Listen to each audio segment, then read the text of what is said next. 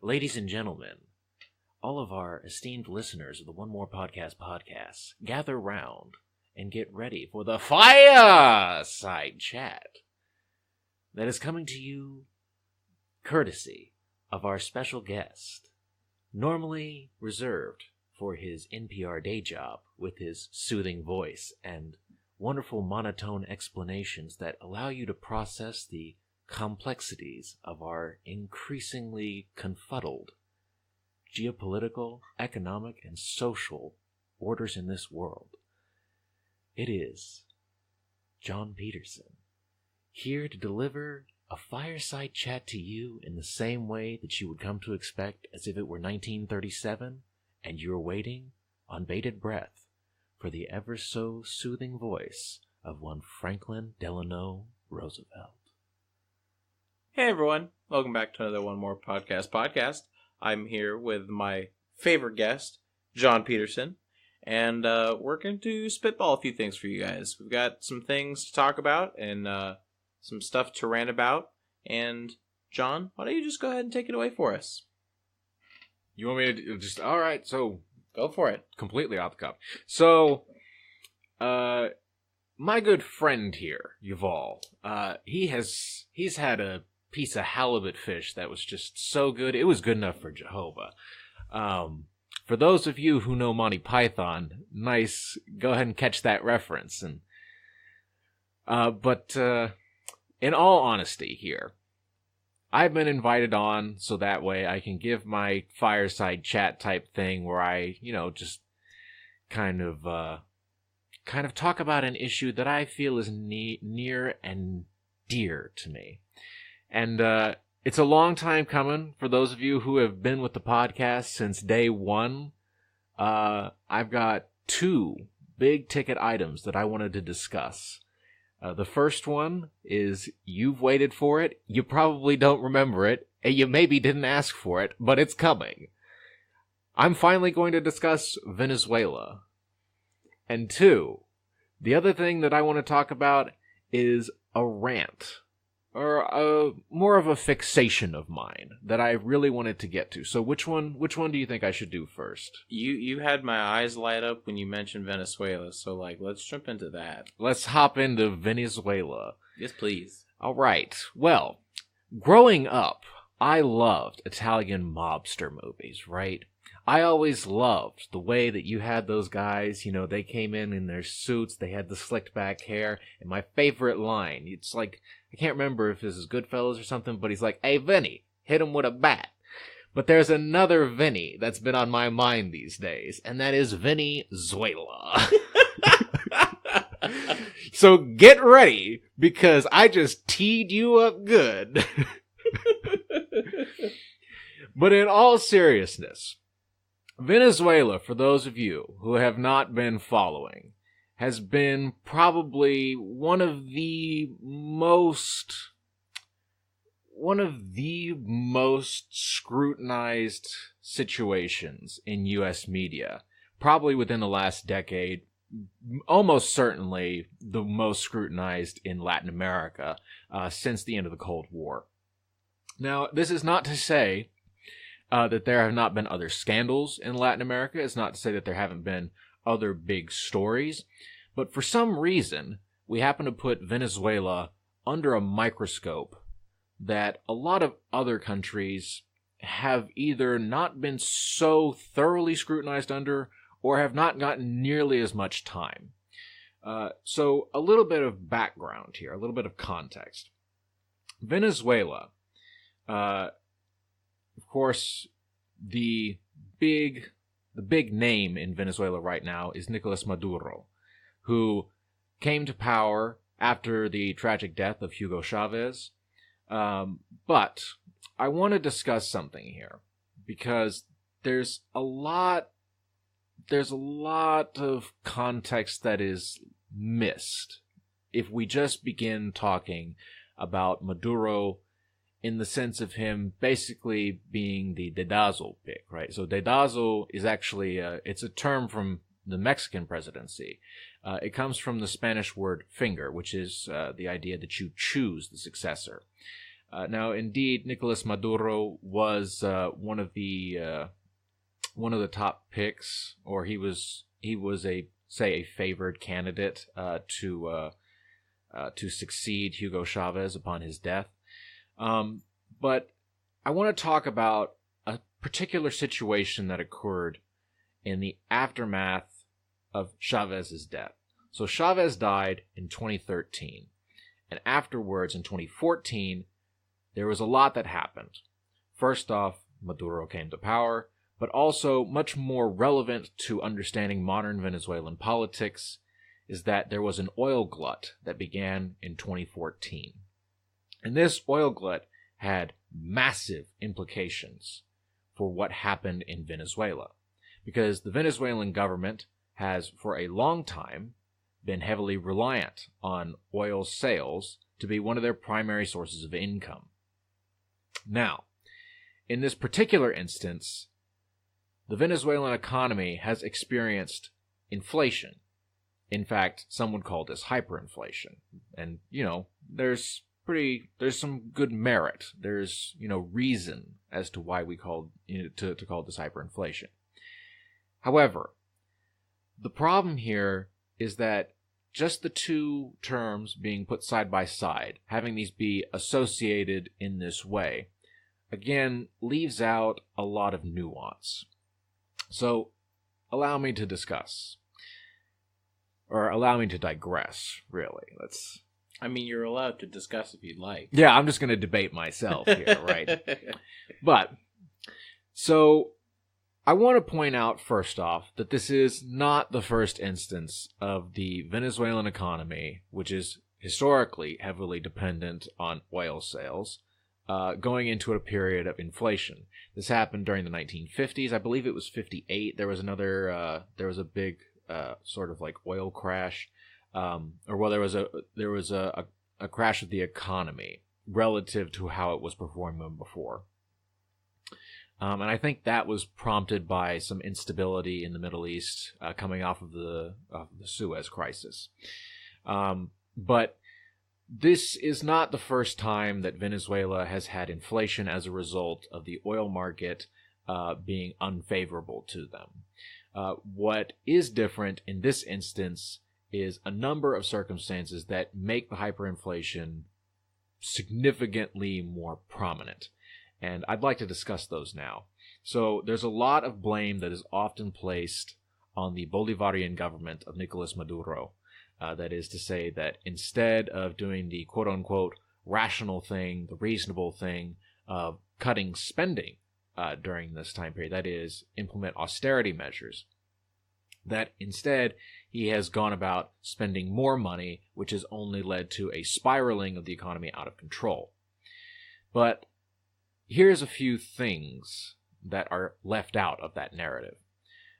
First is the idea that, before we actually get into currency manipulation, we should actually talk about standard of living, because when we're talking about what your dollar will buy, the actual power of that currency in terms of what it will buy is rather important. Now, prior to, I believe it was 2016, there was a proposal to create a new currency because of the rising rates of inflation. However, the problem that was seen in Venezuela at that time was not necessarily the inflation, although that was becoming problematic.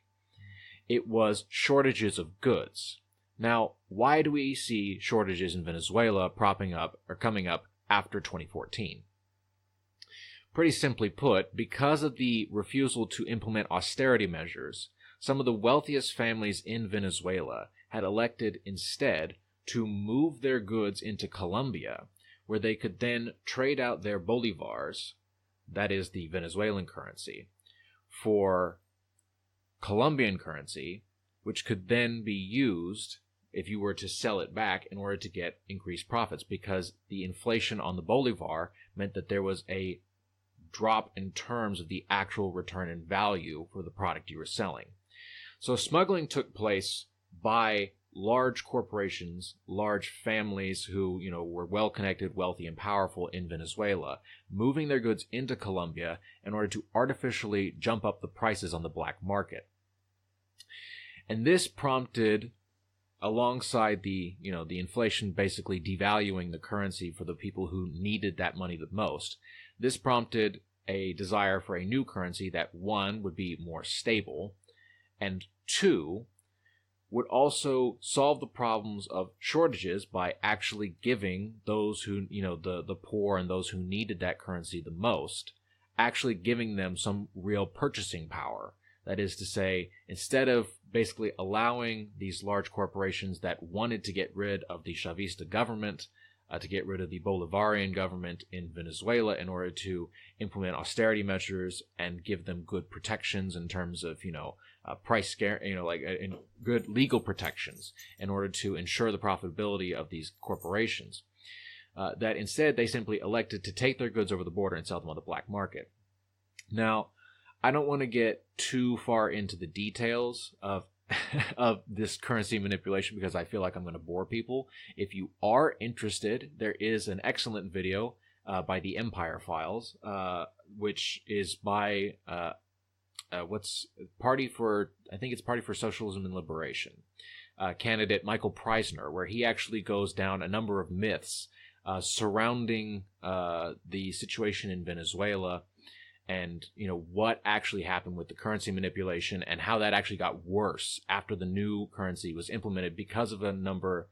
Actually, there were a few. I don't want to say loopholes, but there were a few special conditions. How shall we say? There was a fixed exchange rate. So because of this fixed exchange rate, like the amount of bolivars that you could turn in order to exchange for dollars, instead, the Venezuelans who wanted to, these wealthy Venezuelans who wanted to continue getting more money out of the system decided to increase the rate of smuggling so that way they could take them over to Colombia, exchange them out for Colombian pesos, and then you could change those out for dollars. So you could get so instead of being capped by what the Venezuelan government will allow you with trade with the United States, you could instead just basically go through a third party, that is Colombia. So while the U.S. government, I believe, says almost about 10% of goods that are on the market or are being purchased in Venezuela are smuggled, actual numbers that have also been confirmed by the Venezuelan government, and if I'm not mistaken, by the UN, have it closer to like 40%. So there's actually a marked increase in terms of the amount of goods that are being smuggled, over the border into Colombia. Where they're then, jacked up in terms of the prices. And this is creating an untenable situation for the people of Venezuela. But I also want to talk about, because that's just the smuggling aspect. But I think what's really central to understand here is the oil glut that really precipitated all of this. Because if oil prices continued to go up for Venezuela, then they would have been able to maintain these programs. That is to say, increasing minimum wage, programs that were aimed at eliminating poverty, increasing funding to schooling was another big one. Increasing access to medical care these were, the big gains, right? These were the big projects that, Maduro and Chavez before him wanted to pursue. But the oil glut in 2014, and this here, I don't want to go say this is pure speculation, but I do want to say that this is something that you've concluded something with what is out there. You've come to a conclusion. I don't want to say this is a theory in the scientific sense, but I will say that this is a hypothesis. It is in the scientific sense. In the scientific sense. It is a founded hypothesis because, so in the 1980s, particularly, I think it was 1984. I think what John means to say is you can't quote him on this, is what he's trying to say. Yeah. Don't quote me on this. I would ask that you read up on this yourself in order to confirm, with greater accuracy what I want to, sort of put out there into the ether, so to speak. But what's notable about the oil glut in 2014? So back in the 1980s, there was supposedly, well, there was an oil glut in the 1980s, but the cause of it was kind of up for debate. And alongside the idea that the OPEC nations, particularly Saudi Arabia, would increase production, there was also a faction, or let's say a contingent of people who wanted to believe, or just genuinely did, not just on the left, but people on the right as well, that the increase in production, the oil glut of the 1980s, was actually a calculated geopolitical move as part of a grand strategy to bankrupt the Soviet Union. Dun, dun, dun. Dun. Okay. So the Soviets during the 1980s had increased their own domestic oil production that was then going to be used to sell on a global market that would allow them to get excess funds. This was part of their plans to keep up, so to speak, with the United States during the Cold War and the arms race, as well as also continue basically having the money in order to pay for an increasingly large bureaucracy that they had kind of failed to streamline because they did not adapt to networking, the digital revolution sort of in its infancy in America. You see a dot-com boom, right, in the late 90s. But the groundwork of this sort of global information age was really laid in the 1980s. And that was done for a number of reasons. The big one was you can coordinate communications much faster, and then also it allows you to basically digitize a logistics network. But the Soviets, for a number of reasons that we don't have time to get into here, failed to do that. And so they were relying on basically a bloated bureaucracy. And they needed money in order to pay for that, as well as money to pay for weapons. And they were using oil sales in order to sort of plug that gap.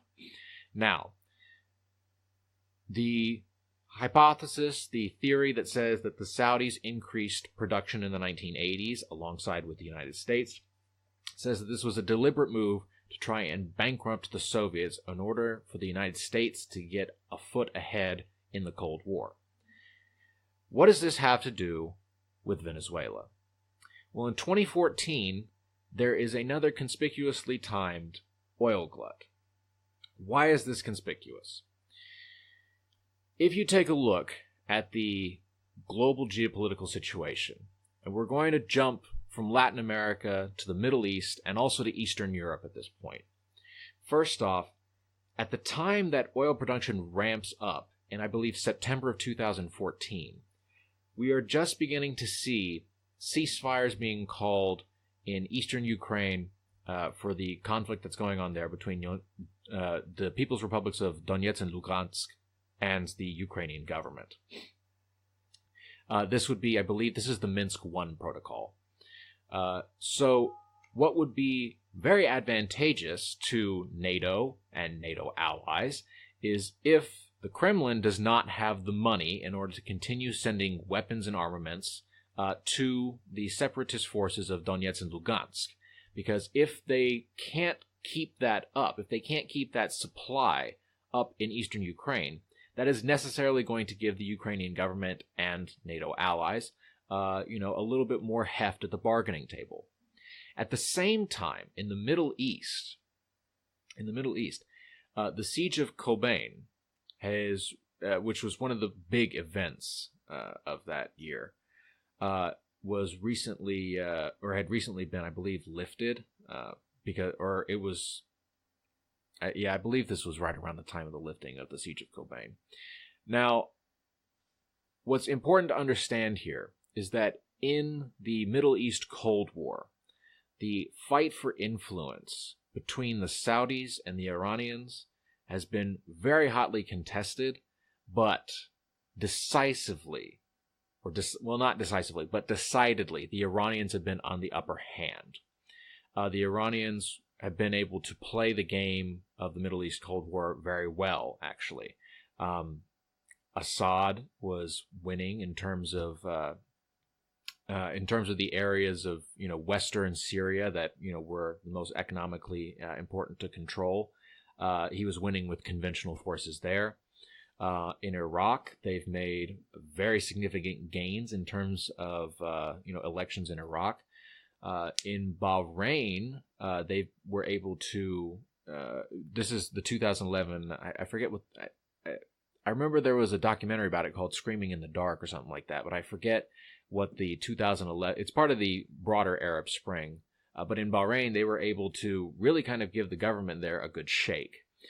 A shake, yes, like the. Anyways, and then there was also. I don't remember if this was the Houthi coup yet.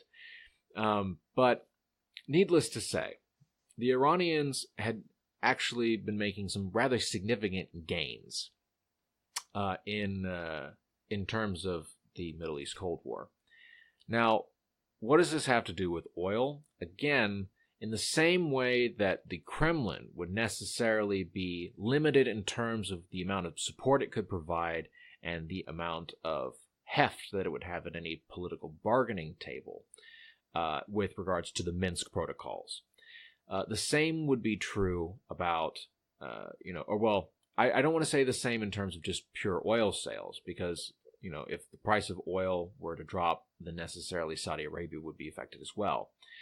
But it's important to note that Saudi Arabia's production is quite a bit more significant than that of Iran. Iran has the third largest proven oil reserves in the world. However, most of that is under mountains, which means that it's necessarily limited in the amount that it can get out of the earth. So there is a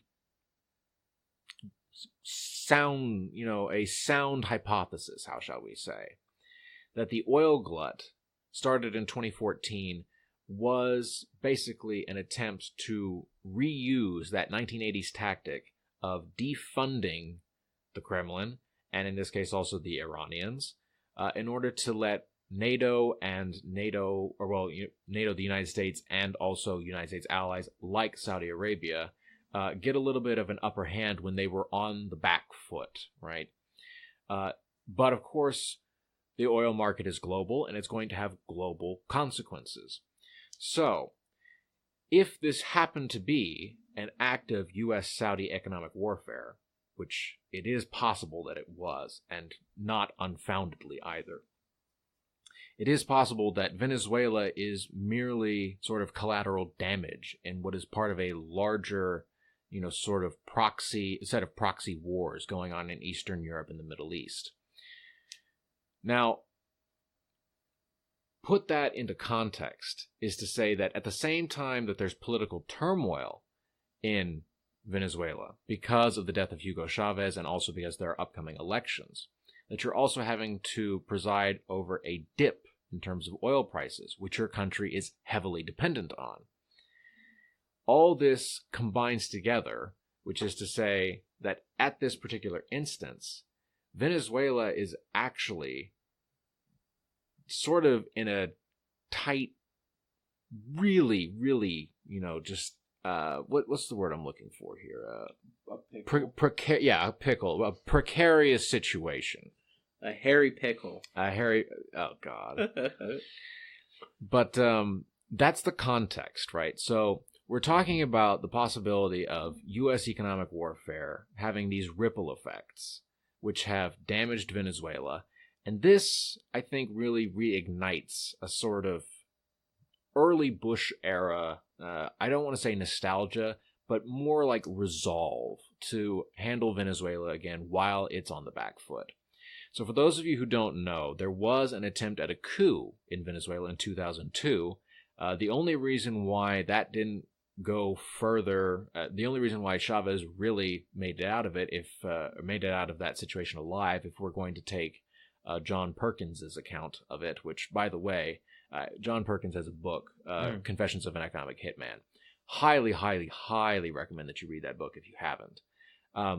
But he argues rather convincingly that United States focus on Iraq basically diverted intelligence and military resources away from Venezuela and focused them on the upcoming campaign in Iraq. So effectively, Saddam took the bullet for Chavez in that instance. But I think, at least as it seems to me, that post-2014, when Venezuela is again on its back foot, there seems to be a revitalization of interest in saying, well, look, Venezuela is now in a precarious situation. Now's a good time to strike while the iron is hot. And so, after the death of Hugo Chavez, you begin to see a deliberate smear campaign that was, it's being leveled against Nicolas Maduro and also against the Bolivarian government. And I think this is really a rather pressing matter to discuss, because we are talking about the possibility of another coup attempt in Venezuela, right? Mm-hmm. Which, now, here's something that's probably not discussed all too much. Actually, it was discussed in one instance. I know John Oliver discussed this, actually. He was talking about how Nicolas Maduro had barred certain candidates from running in elections and had placed at least one former presidential candidate under house arrest. Now, those sound like very serious charges. That sounds like a blatant, attempt at a seizure of power. But I want to talk about a couple of them. So one of these is Henry Capriles. And Capriles was a presidential contender in the 2015 election in Venezuela. But he was barred from running in the new elections. I think this is in 2016, if I'm not mistaken. Or 2016 or 2017. Why was he barred? Henry Capriles was actually involved in the 2002 coup attempt against Hugo Chavez. And more importantly, he was not actually ruled out for that, but more importantly, he was a member of a wealthy construction family in Venezuela. But I do apologize, I keep putting this off. More importantly, the reason why he was, labeled as, why he was barred from running in the elections was because of his involvement in a transnational corruption scandal known as the Odebrecht scandal. Now, if you know what Odebrecht is, or if you don't know what Odebrecht is, if you've heard about Operation Car Wash in Brazil, this is that. No, I've never heard of it. No. Oh, okay. I'm uninformed. So, in 2014, there was a scandal in Brazilian politics. Dilma Rousseff, who was the left-wing president, was caught on charges of corruption. They were mostly just kind of, not fabricated, but bullshit. They were really trumped up. They got her on like nothing. Sure. And she was ousted judicially and replaced with Michel Temer. And Michel Temer... Oh, okay, I get it. Car wash. Okay, cool. What? I think I get... Isn't that... For swapping someone out, it's like a car wash. Oh, no, it was because... Operation Car Wash was because the money being laundered in this giant corruption scandal was being laundered through a car wash. Oh, okay, that makes more sense. All right. I'm just an idiot. That makes... No, you're good. You're good. But Michel Temer, by the end of his term, had like 2% popularity or popular approval. He had nothing, right? And this Operation Car Wash, one of the main companies that was involved in terms of the laundering of money in this gigantic corruption scandal that was buying off politicians and whatnot. Most of these were local politicians, I will say. One of the big companies that had their fingers all in this, very dirty hands, was Odebrecht. And if you watch, by the way, Vox News, not Fox, but VOX, Vox, I think Ezra Klein has this bit where he's talking about Operation Car Wash, and he's, he says, oh, well, it's transnational. Look at this project here in Chile. Look at this project here in Argentina. Look at this one here in Peru. And then, of course, because Venezuela is the one that you can slander the most, he says, there's one here, one here, one here, one here. There's a couple in these other countries. And then there's 23 in Venezuela, right? Yeah. But the problem is that what he does not address is that the members of this Operation Car Wash Odebrecht scandal that have been mostly the majority of the ones implicated in Venezuela are not members of the Maduro government, as Ezra Klein does not actually point out. They're members of the opposition that are the most just corrupt, these hardcore right-wing military junta lovers, right? And speaking of military junta lovers, Another member, or another presidential candidate, how shall we say, who was barred from running in the elections and placed under house arrest was a man named Leopoldo Lopez, who was a military commander in the 2002 a coup attempt against Hugo Chavez. He was placed under house arrest for leading a number of violent riots during the protests and demonstrations in Venezuela, starting after the starting after the ascension of Maduro. Mm-hmm. But when discussing Venezuela as a whole, right, there's usually a narrative that says that this is just sort of a country that is corrupt to the core, that the government is part of this gigantic left-wing conspiracy that is trying to, basically buy off the poor masses, but, is letting all these hardworking, responsible Venezuelans basically, starve, or they're letting them go without work and whatnot, and that the country's in collapse, and that this is just an authoritarian move. Quite the opposite. Again, most of the economic problems that have been happening in Venezuela have been the result, I don't want to say direct result, although the United States not to say that the United States has not been directly involved in attempts to overthrow the Venezuelan government. They have, as has been proven by the 2002 coup attempt, and also a number of other smaller instances, like the backing of Leopoldo Lopez and his campaign. That's one of the more recent ones, and the backing of Henry Capriles in 2015. The United States has consistently supported the opposition in these instances. But the ripple effects of causes of Venezuela, or at least they were the instigators of Venezuela's economic crisis, which have only been made worse by the effects of the right-wing opposition, which the United States supports, smuggling goods into Colombia in order to try and get higher prices. And that is what has been mainly facilitating the economic hardship in the country at this point. Also, we hear quite a bit now, about the number of people who are fleeing. There's, I think, something, the figure that I've most recently heard is there was something in the range of about 1 million people who have fled Venezuela in the last 4 years or so, which is it's a staggering number. I would like to point out, however, if you have not heard, there is, I think it's El Plan de Vuelta de la Patria, which is the plan of the return to the homeland, right? That was launched in September of this year.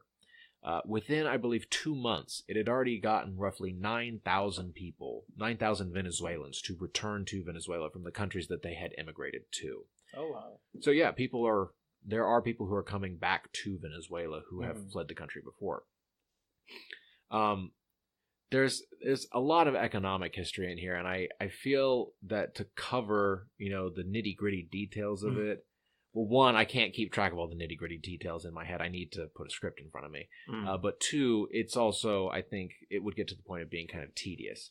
What I would say, though, is that if your opinion of the Maduro government is one that is, greedy, part of a conspiracy for a power grab or something like that, I would counsel you to be a little bit more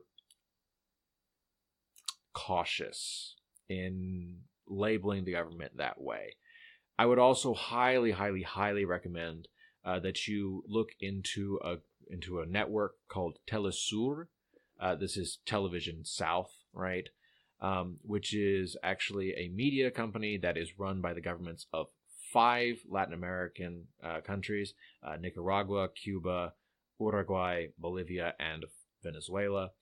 They have reporters who will give you a lot of the same information that I'm giving you with regards to, hey, there's more nuance to this, and there's actually a lot that's being omitted in U.S. and Western media that paints the Venezuelan government in a much worse light than it really deserves to be painted in. Also, I would highly recommend that you watch Abby Martin's The Empire Files, where she also works with Michael Preisner, who's the guy I mentioned earlier. They have some fantastic content that goes into further detail about democratic referendums that were being held in Venezuela in order to legitimate the government, which actually had participatory democracy as part of them. They go into detail on the Plan de Vuelta de la Patria, and then also talking more about the nuances and the finer details of the collapse of the Bolivar and the economic hardships that Venezuela is going through right now. I feel like I kind of bumbled through that there, but I think I followed it. I think he handled it pretty well just by going off the cuff. He had no notes, no nothing. He was just ranting and ranting and ranting. Yeah. No, I'm pretty familiar with the kind of, I guess, higher level things of what's going on in Venezuela and just, the disaster that it's in currently. Mm-hmm. But no, that was a very interesting perspective from looking at through money versus just political moves and outside factors like that. Yeah. So that's some scary stuff. It's kind of ridiculous how just tunnel vision we get about what's going on in our own politics, and we just totally don't even care about what's going on outside our walls, I guess. So our wall, yeah. our soon to be southern wall, and who knows, we'll get walls to the north and east and west, which would be cool. Yeah. It'd just be a giant fortress. We're going to have big sea walls. That's the only way that Florida is going to stay above water. It's just gigantic sea walls. Yeah, unfortunately. Yeah. But John, you have a rant now? Yeah. So, this is the big one, right? I don't know if I want to say this is the big one in terms of one that I've been gearing up for. I've been winding up for my whole life. But I do actually have something that I wanted to talk about, and this one really hits. It hits home for me, right? Amen, brother. Amen. I have some people who have asked me before, because there's a lot of political issues that I take a lot of interest in. And I've had people ask me before, what do you think is the most important political issue for you, and then also just sort of like for our generation as a whole? What's the big hurdle? What's the big obstacle that we have to overcome in order to make, life kind of not more fun, not so shitty. Sure. Yeah. Okay. And there's probably two big ones, right? NASA put out that report that said, climate change and wealth inequality are going to be the death of us all.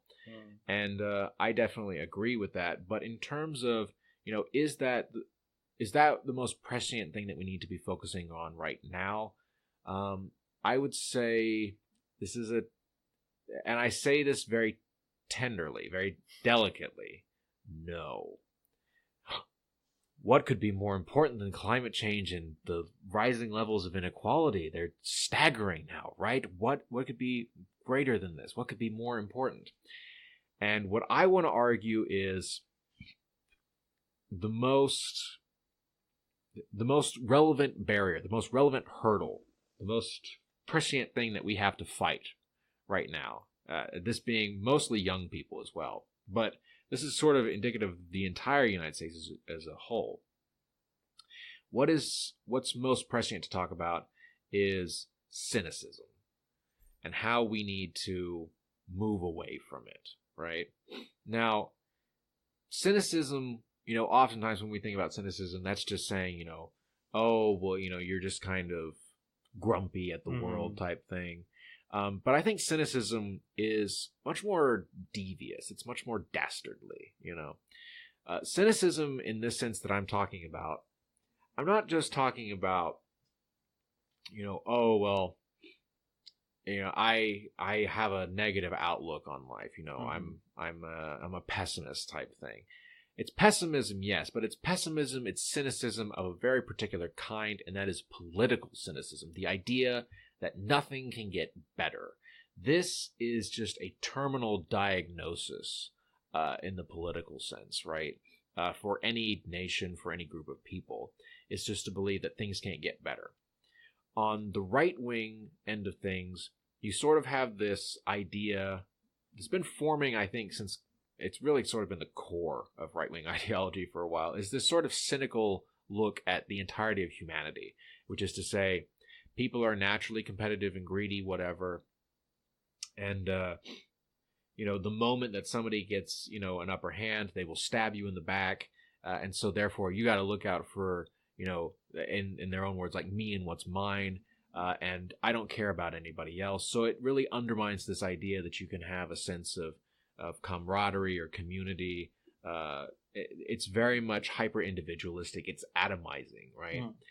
That's the right-wing end of things. And on the left-wing end of things, you have this sort of cynicism in the sense that's like, oh, well, our government is so deeply, our political system is so deeply infected with money in politics, with corruption in terms of, politicians who are just being bought off, that change is no longer really possible because of just how total the encapsulation, how total the grip that capital has on our politics is. And there sort of becomes, there's sort of this sort of, there's a tendency to believe in a sense that in the same way that the right wing just sort of says, I'm going to get my home is my castle type ideology, right? I've got my stuff, I've got my gun to defend my stuff. Yeah. And I'm going to, everyone else can deal with themselves, but it's me and what's mine, right? The left has this sort of attitude of just like, just like, fuck it, right? It's sort of like, what's, what is, it's sort of just like this nihilistic sort of just like, is anything going to get better? No. And so I think really this is sort of what's driving almost like this like nihilistic, not necessarily hedonistic, but nihilistic sort of like pleasure seeking on the part of the left. I really think that a lot of the big gains with regards to, like say, the acceptance of same-sex marriage or the acceptance of trans people or the acceptance of marijuana or a lot of what we now call socially liberal issues is really a byproduct of this sort of just like nihilistic, you do you type thing, man. It's like, you do you, because it's sort of like people are so immiserated by the situations that they're placed in, and they feel so powerless to change them that any small, way of escaping that, be it by sexuality, be it by, some type of, substance or whatever, within limits, right? People, I don't think there are liberals out there who are saying, yeah, man, just get yourself a syringe, do some heroin type thing, right? I don't buy that. But I do really think that a lot of the shifting attitudes on drugs, sexuality, things of a socially liberal nature are really part of this sort of just cynicism with government. That it's sort of, it's not just why are we letting old white men determine, the happiness of others.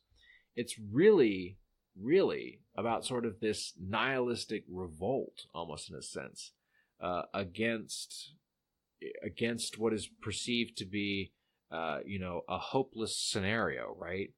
If we are powerless to change the situation we're in, why, if we're all on the Titanic and it's sinking, why not play that song the last time if we think it's really pretty? Why not, have sex in a buggy or whatever if we're going to be in the Titanic going down anyways, right?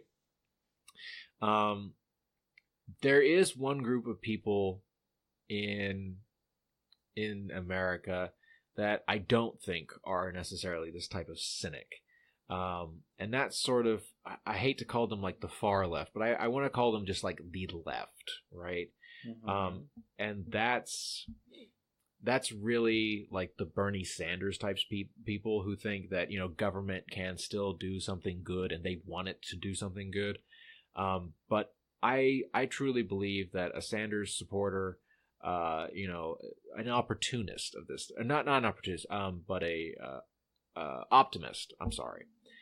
An optimist is just a cynic whose heroes haven't died yet, And I think a big part of this as well also is the idea that, well, how are we going to change things, right? If Bernie Sanders gets elected, and these people who were formerly, these people who are not cynics by virtue of the fact that they now have their guy in place. Well, how are you going to change things, right? And their answer, I was reading something about Alexandria Ocasio-Cortez's, Green New Deal recently, and how it's really nebulous in terms of what's actually being discussed. Basically, the plan for the Green New Deal, first off, was stolen from an actual left party, the Greens. But more importantly, the Green New Deal, it is mostly right now just a plan to make a special House committee on how to combat climate change, which is to say that it doesn't actually really put forth any proposals as to what you can actually do to cut emissions.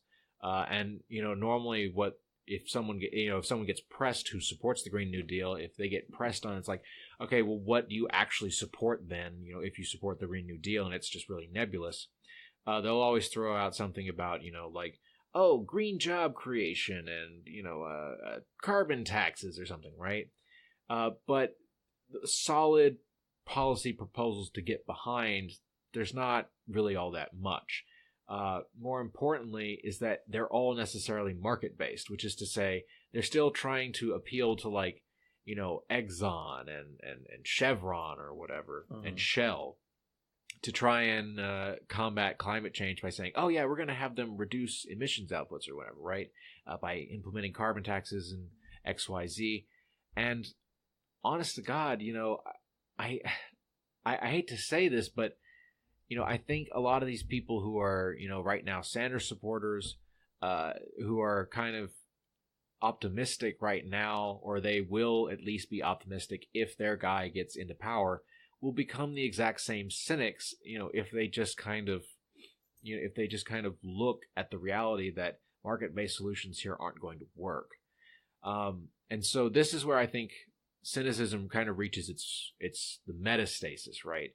And that is to say, it's not just that, government, that we have to be cynical of government, right? Or, because it's not helpful. There are people who genuinely believe that government can be helpful. The problem is that there are people who are cynical and sort of afraid of giving government the tools that it needs to actually implement change, right? That is to say, there are people who are cynical of the idea of nationalizing industries. They're like, oh no, that'll collapse the market or whatever.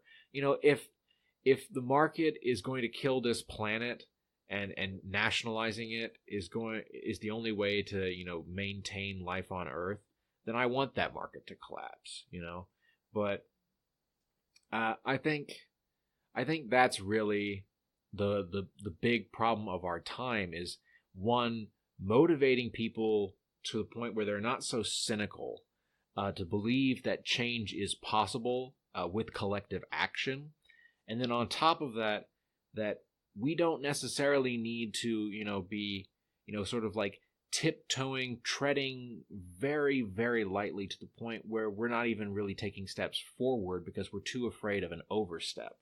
The real big problem, I think, in terms of actually changing the world, because that's what we're talking about when we're saying, how are we going to fix climate change? How are we going to fix wealth inequality? How are we going to fix, the systematic racism or something like that? The real big hurdle is not necessarily state actors with lots of guns getting in the way. The big hurdle is that people just aren't motivated. People believe that the government is either unwilling or unable, or they believe that that to give it the tools would put blood on their hands, and they are unwilling themselves to do that. So I think cynicism combating this kind of really destructive, harmful cynicism is really the big political hurdle of our time. Yeah, I completely agree. I think if we're too self-interested and too self-motivated to push us together, I think it's that kind of higher level thinking where you're not just thinking of the individual, you're thinking of the group. And so I think if we all thought in a more collective mindset and we had that way, then we could probably have some floating cars and some God knows what else other cool tech stuff. Because if I don't have to worry about locking my doors, then who knows? I could have a instant burger with the snap of my finger. Oh yeah, you get those. What are those things they had in Star Trek? I forget they make food. They instantly vaporize food or whatever. The materializer. I don't know. So, but no, I really enjoyed that, man. I thought that was really pleasant to listen to, and kind of I thought you hit some pretty good points, and I thought you kind of gracefully fluffed through that. So yeah, fluff. That's fluffed. Okay. That's exactly what that was. That was but 99% fluff. It was good fluff. Yeah. It was. It's like the fluff that makes marshmallows. There you go. Yeah, you just fed us marshmallows, pretty much. For the record, I want to say that I do not support the Green New Deal. I support a green 5-year plan. I want Stalin running my country. Yes, that. Yeah. Okay, so that has been Stalin with a moss mustache. One more podcast. Thank you guys so much for listening and paying attention and engaging with us. If you had any comments or questions for John or anything that he said throughout this podcast, please definitely write it down, and we'll get to it, and I'll respond, and I'll send him a screenshot, and then he can respond. Or, John, you got a YouTube channel. You can respond directly to comments. So yeah, but my YouTube channel is more for like whatever. It's more for like math and video games. Anyways, but yeah, if you enjoyed this, if you enjoyed either section of John's ranting / free speech fireside chat, definitely let us know, and then we can definitely do something kind of similar like what Blake does with his tops and bottoms, and have his own unique episodes. We could do something along those lines if you enjoyed that of John. So give it a thumbs up, like, subscribe, all that good stuff if you enjoyed it. And that's all I've got, John. You want to say anything to the people listening? We're at almost an hour now. Oh, buddy. Do we need bonus content? No, no, we're good for now. So nobody's paying me money for bonus content, so they can suck a dick. All right. Peace out, y'all.